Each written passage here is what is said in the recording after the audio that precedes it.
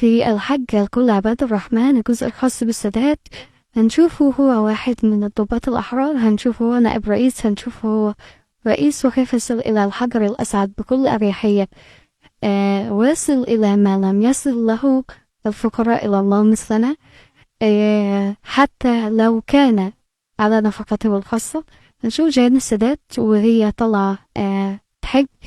ربنا يكتبها لنا جميعا ويتقبل منا اليوم الدعاء كما تقبله من أهل عرفة، ويغفر لنا ويفتح لنا خزائن الدعاء والإجابة